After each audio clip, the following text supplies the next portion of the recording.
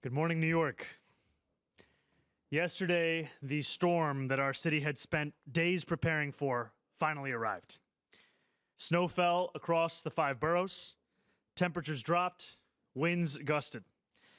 The forecasts were largely accurate. Nearly a foot of snow accumulated in parts of our city.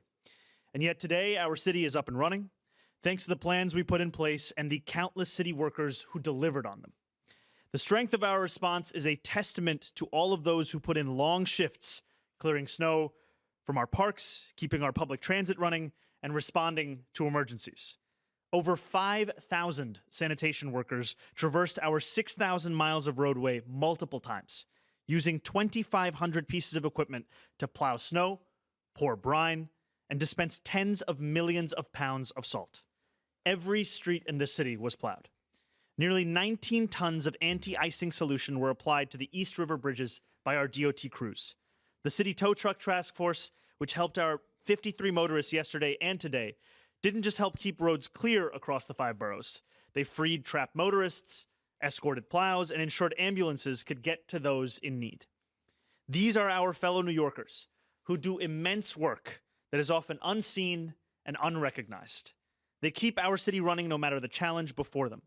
They deserve immense credit and immense gratitude, to which they would respond, I'm sure, that they were only doing their jobs. New York was prepared, and New York weathered the storm.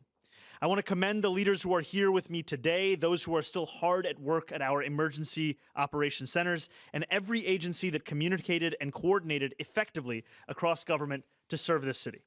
And I want to commend also the countless everyday New Yorkers who did their part to help our city stay on its feet. The neighbors who shoveled snow off their stoop and then did the same for the stoop next door. The business owners who salted the whole block. The young people who brought supplies to the elderly couple upstairs. We prepared for this storm together, and we rode this storm out together. Now, while the worst is behind us, there is still more to be done as we clear the snow and restore our city. Our top priority remains ensuring that every New Yorker can remain safe and warm throughout this prolonged cold period. Enhanced Code Blue protocols have been in place since Friday night and empowered our outreach teams to make 170 placements in shelters, safe havens, stabilization beds, drop-in centers, and hospitals over the weekend. The vast majority of these placements were to shelters. Just because the storm has passed does not mean that the danger to homeless New Yorkers has passed. Outreach teams are only intensifying their efforts today to connect vulnerable New Yorkers to shelter. This is an all-hands-on-deck effort. And I continue to ask New Yorkers to call 311, which will route these calls to 911 as it is a code blue, whenever they see someone who may require assistance. I also want to ask New Yorkers to continue to stay off the roads as much as possible for another day as DSNY crew continue to plow our streets. A hazardous travel advisory remains in effect. As we announced yesterday, today is a virtual learning day for our students, with exceptions for high school students and schools serving only grades 6 through 12 that are observing a previously scheduled professional development day. All after-school programs, adult education, and school-based programming have been canceled. As of 9:15 a.m. this morning, we have over 400,000 parent, student, and staff logons. Again, as a reminder, high school students and grades 6 through 8 students co-located with high school students had a previously scheduled day off for professional development, so our decision to go remote impacts a portion of our school system, about 500,000 students who are scheduled to be in school on Monday. I did visit a classroom this morning remotely alongside the chancellor and reiterated my offer to students that they could pelt me in the face with a snowball. They were very excited about that and asked for a time and place. I said, you can find me anywhere in New York City. There remain some interruptions to service. Alternate side parking is suspended today and will also be suspended tomorrow. Payment at parking meters will remain in effect. The Staten Island Ferry is continuing to run on a modified schedule every 20 minutes. And I want to also ask New Yorkers to be patient with garbage collection as DSNY prioritizes snow removal in the immediate short term. But our city is steadily coming back online. Lyft's suspension of city bike service has been lifted. The New York City Ferry is running once again and operating at 90% capacity. Buses and subways are also running normally, though I would encourage New Yorkers to budget some extra time on their commutes. Our goal is for all services to be fully restored by tomorrow, with all streets cleared, students back at school in person, and our city back to normal, albeit with a lot of snow piled up. I am grateful to all the New Yorkers who heeded our guidance to stay inside and to practice caution, and to every person who contributed to the citywide effort that allowed us to endure this storm successfully. Please continue to monitor the cold temperatures that we are expecting over this coming week and to look out for one another. As always, New York, stay warm, stay prepared, stay safe. Thank you very much. Now our Chancellor, Kumar Samuels. Hello, good morning. So this morning, I not only logged on with the mayor to a class where we read The Snowy Day, I also logged on with my own daughter before I left home. And so I was pleased to announce that both times we were able to log on, like most of the rest of the city, to our classrooms. Things have gone very well this morning. It was a smooth start to the day. Students were able to log into their virtual classroom quickly and get right into their school day. Schools and families who've been having any issues can call 718-935-5100. I've known that number forever, even as a principal. And so we also have 8,000 staff who are, on the ground spreading salt, deploying plows and shoveling to make sure that tomorrow we will be ready for school. And I tell all those people, thank you so much for your work. Thank you so much for your support. We have also opened 10 high schools across the city as warming shelters for families, for people looking for shelter. And we have school safety agents deployed in all of those situations. New Yorkers, your schools are a part of the city's ecosystem. We remain connected today, and we will continue to remain connected, and our schools will be ready for opening when the weather permits. Thank you very much.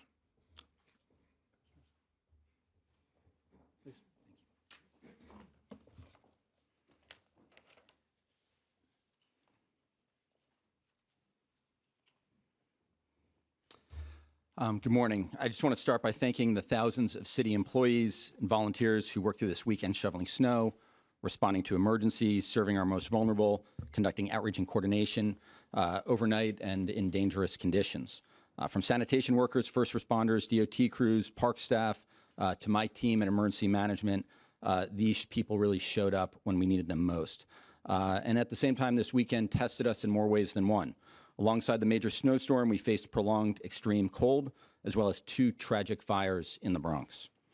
And although snow cleanup is underway, I want to be very, very clear that we are not out of the woods yet. We still have a lot of work to do.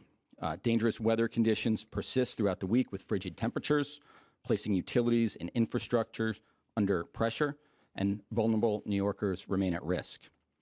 This reality has guided our response from the start. It's guided our planning, and will continue to guide our work in the days ahead. And it's important for everyone to understand that as a city, we do have a lot more work to do. This was the first major snowstorm New York City has seen in years. We stayed focused on getting clear, timely information to New Yorkers early and often. Tens of thousands of New Yorkers signed up for Notify NYC during this storm so they could stay informed about travel conditions, warming centers, and safety guidance.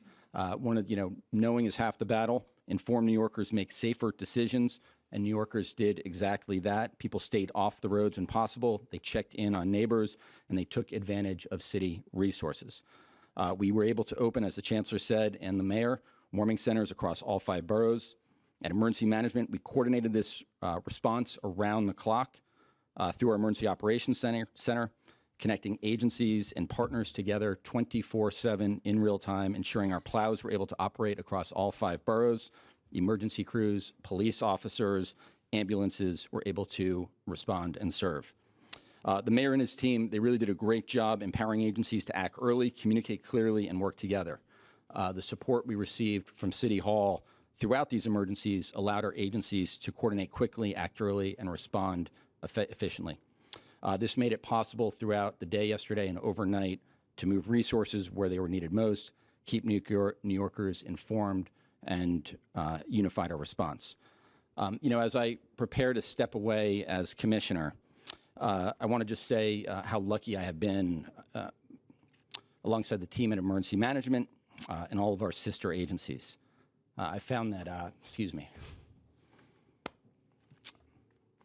I found that government really is truly at its best when it's a team sport. We've tackled this team just about everything from, supposed to get emotional in 2 weeks, not today. Everything from one of the largest humanitarian crises this city that has ever arrived on our shores, tragic mass shootings, a tragic shipwreck. We've seen record-setting rainfall, heat, other extreme weather. We've had major cyber incidents, space weather, air pollution from Canada, aviation accidents. We've had building collapses, water main breaks, an endless number of fires. Up until now, my amazing First Deputy, Christina Farrell, and I have had it all, except a major snowstorm. And one of the things I want to say is I'm very confident that no matter what the future holds, this team has it. This team is incredible. And Mr. Mayor, I also want to say to you, you really are building a great team here at City Hall. In the short time we've worked together, it's been a busy, busy couple of weeks. And I've seen you and your team show up for New Yorkers on their worst days through 5-alarm fires and more. It's been a busy few weeks. And I'm confident that with this team, including your amazing Deputy Mayor for Operations, Julia Gerson, and so many others, our team at NYSEM, and the thousands of men and women who serve this city, who show up day in and day out for the people of this great city. I know this city is in great, great hands. So thank you all so much.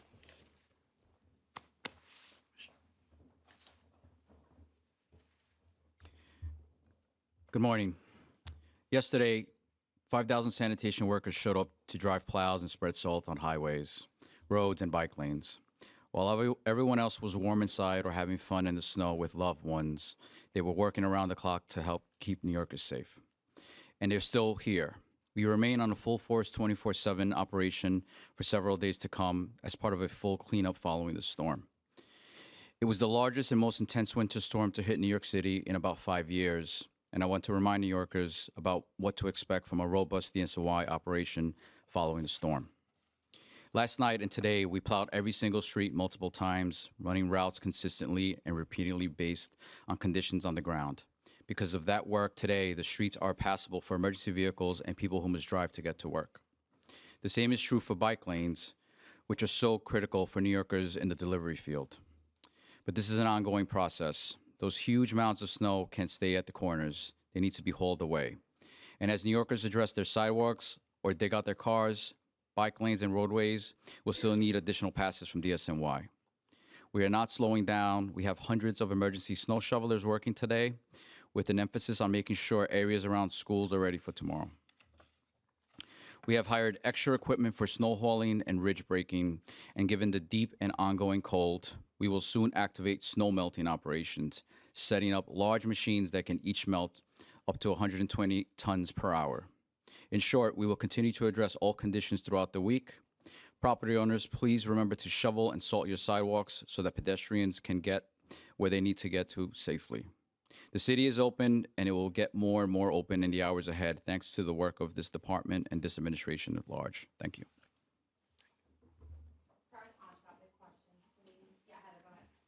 Hi, Mayor. How are you? Hi, how are you, Heather? I just want to address the 2 fires in the Bronx. Both of them had, unfortunately, deaths related to them. Speaker Menon, as well as Councilmember Pierina Sanchez, said that they were concerned about the lack of clarity and coordination when they got to the scene, particularly with information being communicated to residents, whether it was safe to go back into their homes. Just wanted to get your response on that. And particularly in District 14, they've seen a number of fires. Usually it's a big area where we see, they said 6 fires since December. Is there more resources being activated to that community to address these concerns? So this fire, frankly, the 2 fires that we saw over the weekend and this fire that you're asking about specifically, it was a tragedy. And my heart, and for all of us up here, goes out to the family of the deceased. The FDNY was at the scene of that fire about 5 minutes after the call was placed. The fire was under control within about 80 minutes. And right now, the FDNY is conducting a full investigation, as they do. The preliminary cause that's been shared with us at this point is that of electrical wiring. And our city agencies were on the scene alongside FDNY, including DOB and HPD, to serve residents. And I spoke to Councilmember Sanchez directly yesterday evening, and we remained in close coordination to ensure that every single affected resident was given transportation to a hotel. And what I will say just broadly is, and Commissioner Iskel spoke about this in his own remarks, but a number of the times where we've seen each other have been at 5-alarm fires. We have seen each other at a number of the worst moments for New Yorkers. And on Saturday, I was at the first fire that occurred in the Bronx over the weekend. And when I met with the woman in whose home that fire began, and she leaned in for a hug, and I embraced her, I could still smell the ash on her clothing. And this fire, it consumes people's lives. People lost, in some cases, New Yorkers lost their life. In far more cases, New Yorkers lost their pets, they lost their belongings, they lost the things that really give them a sense of self. And I'm very thankful, frankly, for our partners in the council, as well as for our city agencies and our partners with the American Red Cross, because what I've seen so often is that it is in a moment of loss, of devastation, and it's at that very moment where people need help the most, and I'm proud of the work that people are doing. Yeah. Grand Street fire was the electrical. Yes, the second fire. Yes. Thank you.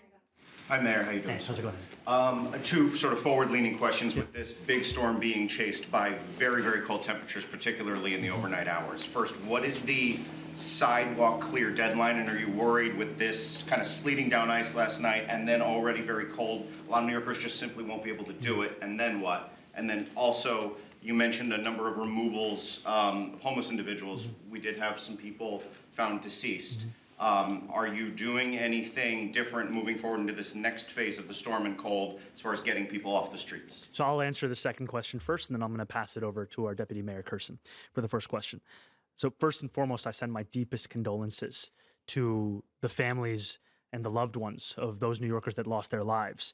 Any loss of life is truly a tragedy, and that's why we're continuing to urge New Yorkers to get to a safe and warm location, and also if they see anyone who is in need of assistance to call 311, because as we are under a code blue, those calls to 311 are then rerouted to calls to 911.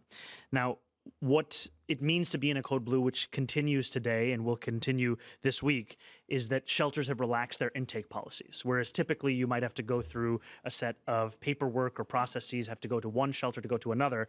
What we are seeing for a code blue is that no one is turned away from these kinds of shelters. And that is a large reason why we're seeing the successful placement of more than 170 New Yorkers into a wide variety of places, vast majority being shelters. I also just want to say a deep note of gratitude to our city workers, especially at the Department of Homeless Services, who have been conducting outreach to homeless New Yorkers every 2 hours across the city. And what we are seeing, that this is also a reminder that if anyone sees someone out in the cold, call that number, connect them with services. We don't want New Yorkers to be out there. Yes, thank you. So we are looking for people to have cleared the sidewalks in front of their property before 11 a.m. this morning or as soon as possible. And if people see sidewalks that are not cleared, please report that to 311. Thank you. And I'll just say before we go to the next thing, this is also an opportunity to help for New Yorkers to help others in need. Today, this morning, when we asked students what they were going to do, a number of them spoke about snow angels, spoke about throwing snowballs, and there were also a number of students who spoke about helping their parents with shoveling. And I think that, yesterday as we were heading back from our press conference, I saw there was about an 85-year-old woman in Astoria who was struggling to shovel, and a very young neighbor of hers came over and started to help her, and then we helped together. And that's the kind of city that we also love and know. Good morning, Mayor. I like your Timberlands, by the way. Thank you. New York City snow here. This is one of the first big challenges of your administration. What have you learned so far about yourself, about your leadership style, and also what have you learned about the city resources, the readiness, what's still needed, what really excelled? What have you learned so far? Well, I think one of the key things that I've learned is just the immense amount of work that city workers have been putting in. Most of our attention when it comes to a storm like this is when the snow is falling. But the only way that you can actually respond to the level of snowfall we saw is that if you're prepared for it. Yesterday, the first snowfall hit Staten Island at 5 a.m. Sanitation trucks were out salting across the city at 5:10 a.m. That's only possible because they made the decision. And I really want to say also thank you to our commissioner. for increasing staffing of our 12-hour shifts, first to 2,000 sanitation workers per 12-hour shift, and then to 2,500 sanitation workers per 12-hour shift. And yesterday when I went at 6 a.m. to welcome a number of the sanitation workers who were coming back from a shift, we're about to go on to another shift for the shift change, what I saw also were the men and women of this city who so often are not recognized in the work that we're talking about. Our city government's ability to meet this moment, it is in part because of the leadership of everyone up here, and it is also in large part, frankly, because of the work of the men and women whose names most New Yorkers will never know, whose work they will never see. And I also think the other thing I'd say is, for all that's said about our city, that we are always in a hurry, that we are brash, that we are rude, what I think sometimes gets missed is just how much New Yorkers care for each other. And yesterday, as I went through the city, I saw so many New Yorkers who were just lending a helping hand to people whose names they didn't know, whose stories they didn't know, but all they knew about them was that they too were New Yorkers. They too deserved a helping hand. Anything you learned about yourself, your own leadership style, That people care a lot if I don't wear a hat. And I will tell you, I was brushing it off, and then towards the end of the day, my hair started to freeze, and I did put on a nice beanie, and I was much warmer. So I appreciate the feedback. I will take it moving forward. Yeah, Melissa, thank you. Hi, Mayor. How are you? How's it going? If I understand it correctly, Code Blue, doesn't Code Blue, in addition to being relaxed shelter rules, also mean that people, if they're outside in life-threatening temperatures, can be forced to come off the streets? Isn't that also part of Code Blue, and is that happening? I wonder if you can give me a sense, or anyone of, how many times has that happened in this storm where, someone has been told, no, you can't stay here, you have to come in? And then also, is there anything else you can tell us to fill in the blanks on the circumstances and the deaths of those people who we initially thought might have been homeless but ended up not being? I think I'll answer the second question, then I'll pass it over for the first. I think this is part and parcel of any fast-moving situation, that we always want to share with New Yorkers what we know at the time. And so at this time, what we know is that a number of those 7 New Yorkers who lost their lives had interactions with our shelter system in the past. It is still too early to share a broader diagnosis or a cause of death. However, as you've said, and I think as many New Yorkers know, this kind of cold, we haven't seen this kind of cold for 8 years, and it is debilitating. Yesterday, we were driving over the Triborough, I think it was, and as we were driving, I saw a man who had pulled over his car. We stopped, I went out, and he had tried to avoid a car that had made a sudden stop, and in doing so had skidded over to the side of the bridge. And he came out, and he told me, he was telling me what happened. We were calling TBTA. We were looking to get a tow truck for him. I called his boss. I said, please give him a few more hours before he can get there. He was a security guard. The boss didn't believe that it was me. We went back and forth. He finally believed it. And I looked over at this man, and he was wearing a jacket, and I asked him, you should zip up your jacket. It's very cold. He said, my zipper is broken. And the reason I share this with you is that there are many New Yorkers who are having to go through these kinds of conditions without everything that they need.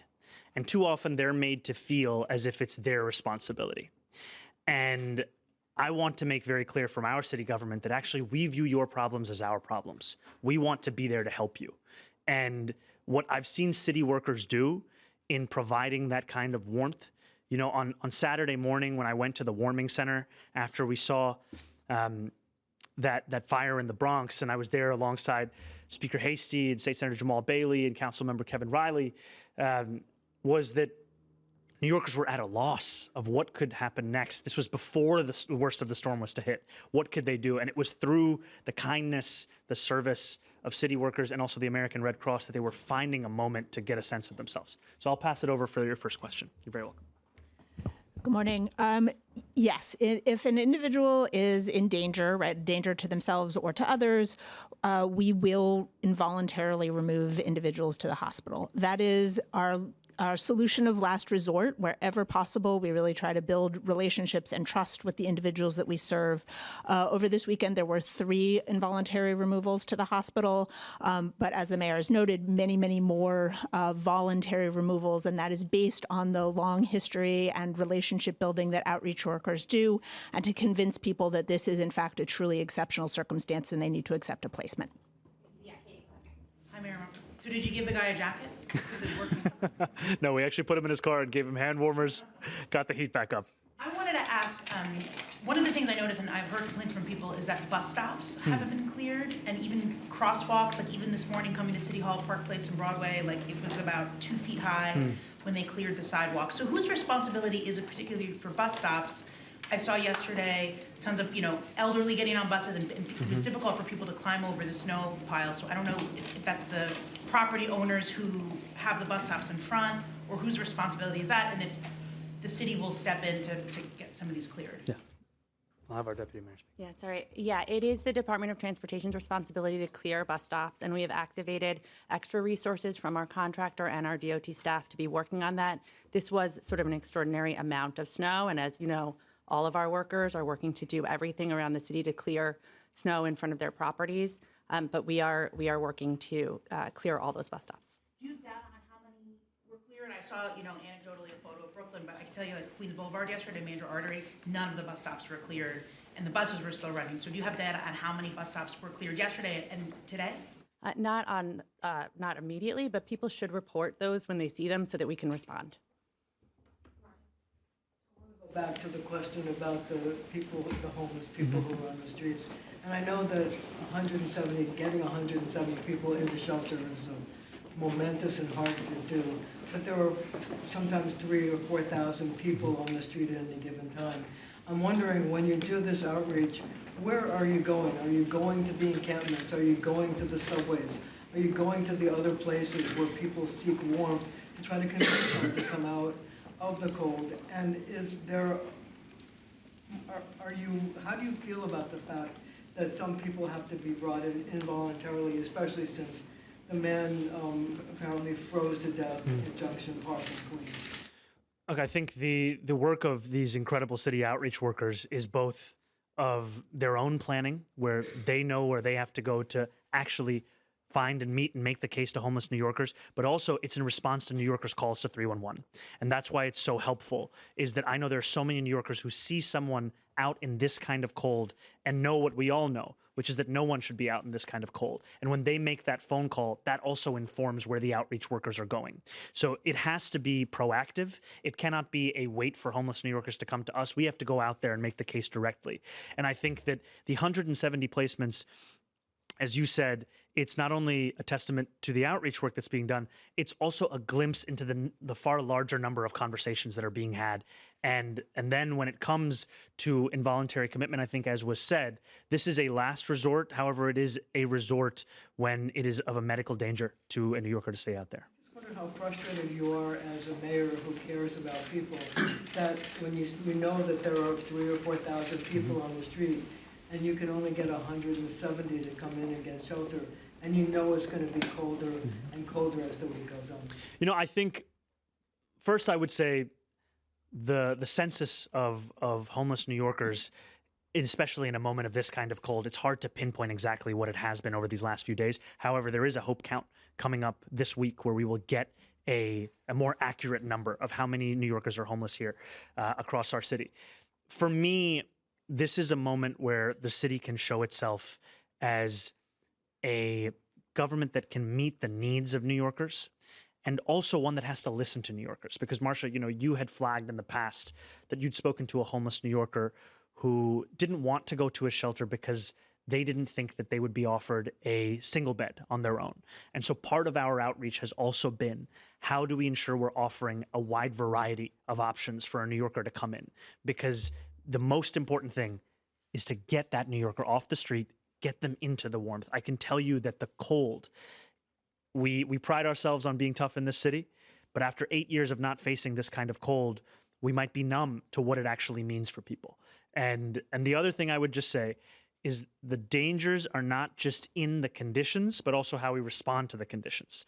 So for those who are shoveling and who have been shoveling, we remind you to give yourself multiple passes at that snow, not to try to get it all done in one go. The FDNY has also shared with us, in the past there have been medical emergencies as a result of not taking the correct approach with snow shoveling. And don't find your form from the way that I do it.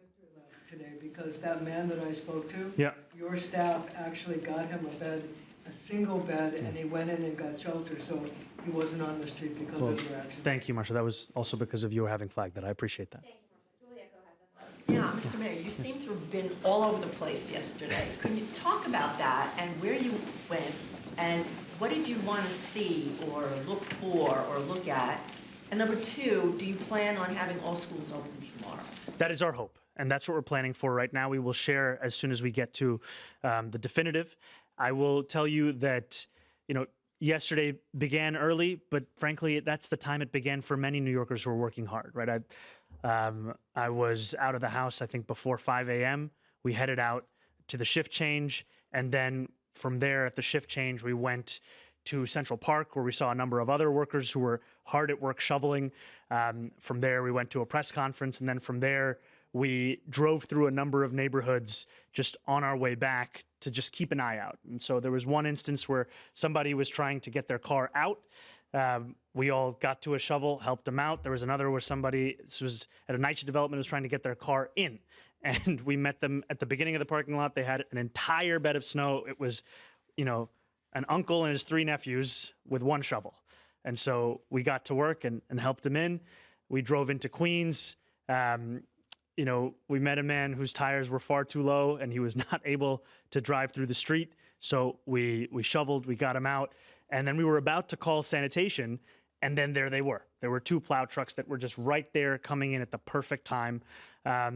We went through Astoria, and this is all on the way back to Gracie, and that's where we saw this 85-year-old woman who was trying to shovel. There was a 20-something-year-old young woman who was helping her. Then we started to help her. There were a whole number of situations that we saw. But I think at the heart of it was just, yesterday was a glimpse into what city workers do every single day. And truly, the depth of my appreciation, I don't know if I can fully communicate it, because they are doing the impossible, they are doing the incredible, and for them, it's the ordinary. And that's just a testament to the incredible people we have here and the leadership that also leads them every single day. Yeah, Thank you. Hi, Mr. Mayor. Hi, Liz. How's it going? Good. I spoke to Queensborough President Donovan Richards last night, and I asked him for his assessment. He said as of last night, he would give you an A. But one thing he was seeing, and he acknowledges this is not the city's responsibility, but he got complaints of people being stuck on the highways. And I was wondering if that was something that the city noticed too. And his question was, could there have been better coordination between the city and state on clearing those highways and getting people moving? Because he said his own mother got stuck on the highway. Yeah. I'll just pass it over. As Commissioner Iscol mentioned, in our Emergency Operations Center, we had dozens of agencies represented, including state agencies, and actually the tow truck task force was coordinating tow trucks across the city, including on highways that are maybe state-owned. And so we were responding in real time to everything that was happening, city, state, even some federal-level coordination. Questions for Molly. Can she elaborate on the 3 folks who were forcibly removed, like the circumstances of it? And second, have the Adams-era shelter rules relating to migrants been relaxed? And if they have, when must migrants leave the shelters? Yeah, thank you. I'm not going to get into the details of the 3 specific cases. I want to protect people's medical privacy. An individual who is not appropriately dressed, who is wet, who is unable to acknowledge that there are the real dangers. That is the kind of instance, particularly in this weather, where we'll take somebody to the hospital.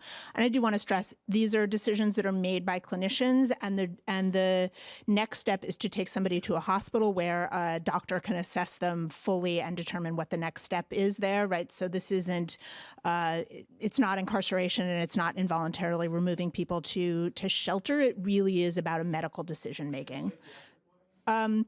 we'll take the people to the emergency department, and the doctors there will make the appropriate decision. With respect to the asylum seekers, there is only one designated asylum seeker site left in the city. That's the Bruckner site that's operated by the Housing Recovery Office. There are no discharges happening at this time. When must they leave, or do you not know yet? The long-term plan for the Bruckner site is still under development, but there are no time limits on their shelter stays. Every migrant who needs shelter can get shelter. Anybody in the city of New York who needs shelter can get shelter. Thank you. Hello, good morning, Mr. Mayor. I just want to get some clarity. I know you're not pinpointing the cause of death, but at this time, is New York City attributing the 7 deaths to the storm? That's one question, if we could get just some real clarity on that. And then the second question, I wonder if you're ready to give, I think this was part of the question that was previously being asked, if you give yourself and the city's response a grade for how you've done so far, and what was kind of you've talked about this, but what was your strategy going in? I know you looked at the kind of the failures of the past, but there was a lot more that went on in terms of the response and your particular role and presence during this time around. So what grade do you give yourself and the rest of the response and the people behind you? I will leave it to New Yorkers to give me a grade. I will, however, say that I am incredibly impressed and appreciative of the work of the city workers, both their leadership here and all of them who are out there across New York City. I think that for so many New Yorkers, for all of the conversation about politics, really what they want to know is, can you meet their basic needs? And I think what city workers showed yesterday is that we can. And it's only possible if you take time in advance to prepare for something like this. And so when I look at these commissioners, when I look at the heads of these agencies and departments, what I also see are not what they did, frankly, on Sunday or even on Saturday, but frankly, what they were doing on Thursday and Wednesday, the calls that they were having, the plan that they were having, procuring, additional salt for the city just in case. We had to be ready for every eventuality. We were talking about a wide spectrum of possibility of snowfall, and I wanted to make sure that if anything, we were over-prepared and we were over-communicating to New Yorkers, because what we did not want to have happen was that a New Yorker would go about their day on Sunday without knowing that this would be the coldest weather they'd seen in 8 years, without knowing that this would be the largest snowfall we'd seen in years. We wanted every New Yorker to know that. And I'm also appreciative of those that are working behind the scenes. I've had a few, opportunities to meet them, but even the incredible men and women who run Notify NYC. Right, more than 1 million New Yorkers are signed up to a texting system, which you can also join by texting Notify NYC to 692-692. And when you do so, you get updates that can even be localized to your zip code. And that helps New Yorkers stay abreast. And I'd also just frankly say thank you to the press corps, because oftentimes the questions that you're asking are amplifying the concerns of everyday New Yorkers. And so that helps it bring it to the attention of city government. We want our government to be a responsive one. We want it to be an excellent one and an efficient one. And I'll just pass on the question about your first question. I think that the difficulty we have, frankly, is that it is still too early to attribute the cause of death, and therefore it's too early to tie it to the storm specifically. But as soon as we have those autopsy results, which we anticipate at sometime soon, we will be able to answer both that question and the earlier questions. You said that all of the individuals, or most of them, had an interaction? Some of them. Some of them, Some. yes. Okay. Had an interaction with the shelter system. Yeah, go ahead. Mr. Mayor, thank you. Any sense of the cost that this storm cost the city in terms of sanitation, extra overtime? I'll just note that it's not over, so we're still doing our response, and we'll be doing that throughout the week, but also we will do whatever needs to be done to make sure New Yorkers are taken care of. That's the most important thing. Yeah, well, Paul and then Hannah. For the Deputy Mayor for Operations, I was wondering if you could walk us through a little bit about what that 311 review looked like of prior storms, and what sort of neighborhoods you identified, and how to characterize the response to this storm.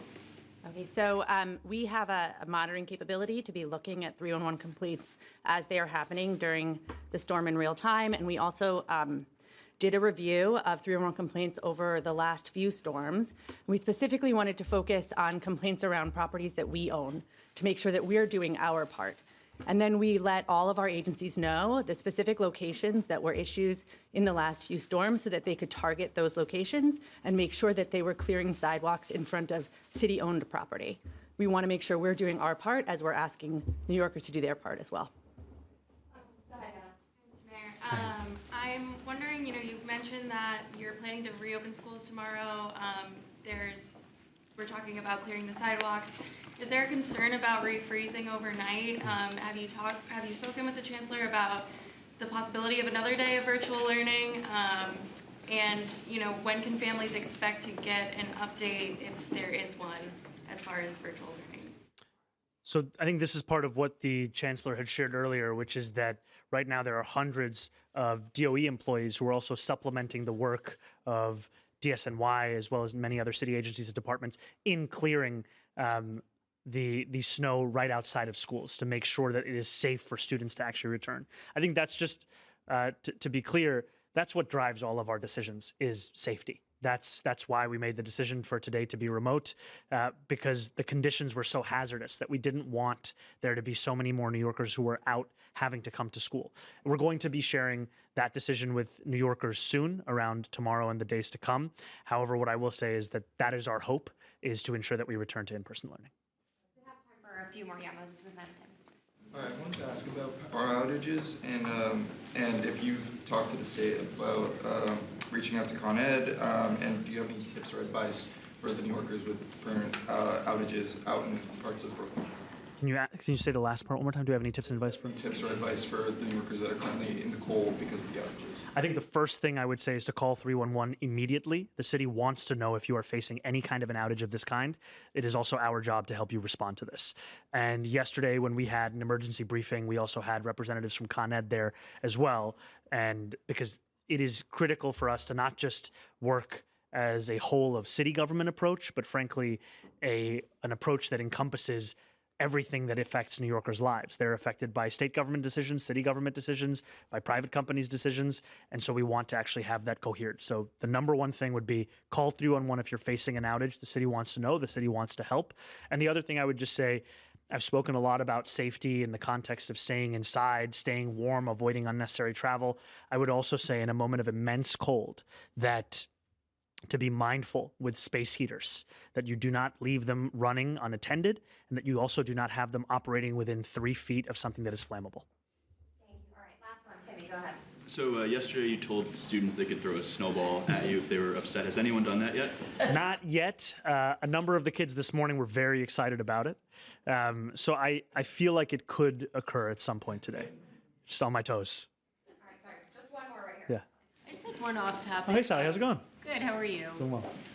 Last week, we reported that your law department is suing to stop the production of this TV show Behind the Badge, as well as Kaz Daughtry is going to Homeland Security. So I just had two questions. One, are you in touch with Mr. Daughtry at all in his new position or soon-to-be new position? And two, have you seen the footage of this show, and do you have any reaction to how much access these camera crews got to crime scenes?